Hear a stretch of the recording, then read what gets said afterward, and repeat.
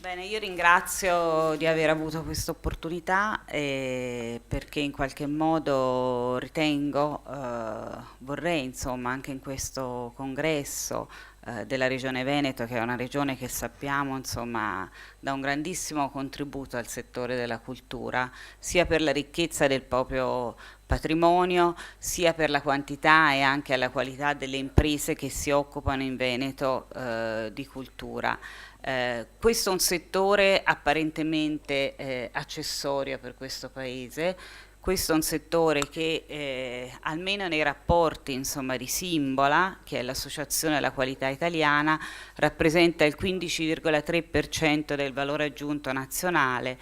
ma è anche un settore nel quale, oltre al valore di per sé, è in grado di produrre un grandissimo valore aggiunto. È stato stimato appunto che l'investimento nel settore cultura, le risorse del settore cultura producono praticamente,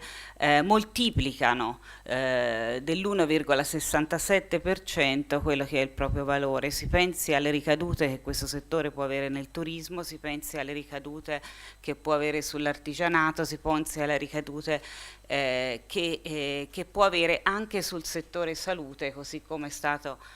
recentemente dimostrato.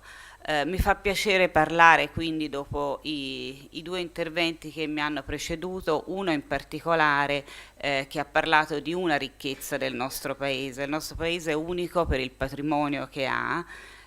patrimonio che è diffuso ed è unico anche per le competenze umane che ha da questo punto di vista, come quella appunto del cooperatore che mi ha preceduto, insomma, di una competenza editoriale del tutto particolare che è presente nel nostro paese e che può diventare e che è una competenza non delocalizzabile, e in questo sta un altro grandissimo plus di quello che è questo settore. Il Veneto, come ho già detto, dà un contributo enorme, quasi il 12% della spesa in cultura e in turismo in Italia è dato dal Veneto,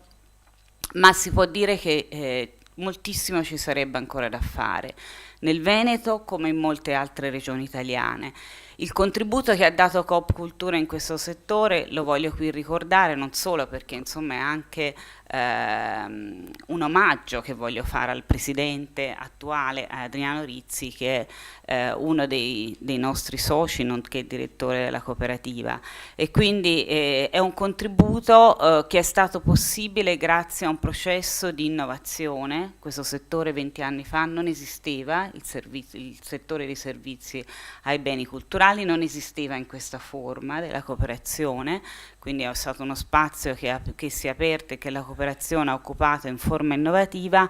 ed è anche un contributo in termini di integrazione, perché Coop Cultura è il risultato di un processo di integrazione, di trasversalità fra più regioni italiane, e in questo noi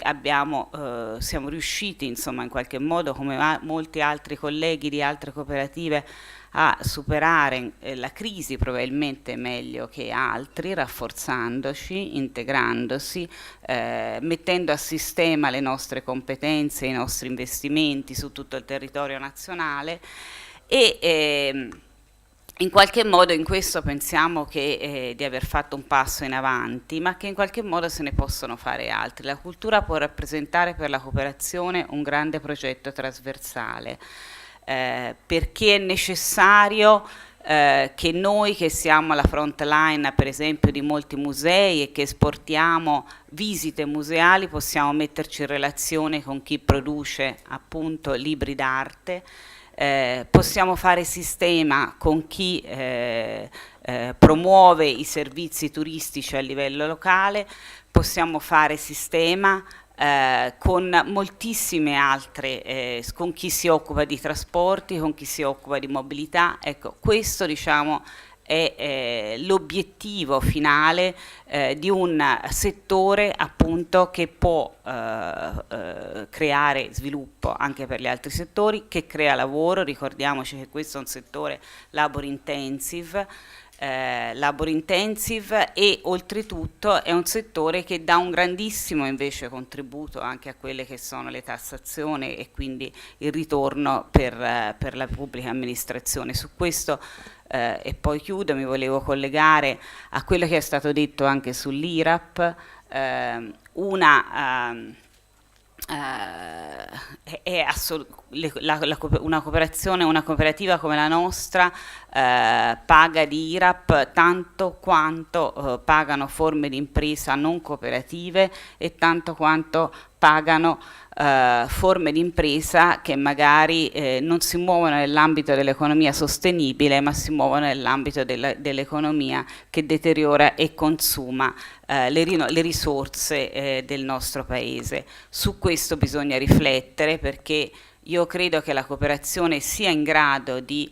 promuovere innovazione anche tecnologica in questo settore, valorizzazione delle competenze, formazione, cose che sono necessarie, ma è necessario che diventi più rappresentativa in questo settore come in altri a livello della pubblica amministrazione, che ancora deve fare molto. Deve sperimentare con noi nuove forme di partenariato pubblico-privato, deve valorizzare insieme a noi meglio le competenze e il lavoro, perché questo non può essere più un settore del massimo ribasso e poi se ne parla come uno dei settori più ricchi e più preziosi per il nostro Paese, e deve quindi anche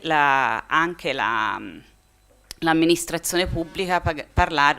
guardare con maggiore attenzione al contributo che la cooperazione può fare per rinnovare l'economia e per dare la possibilità di un futuro a questo Paese. Grazie.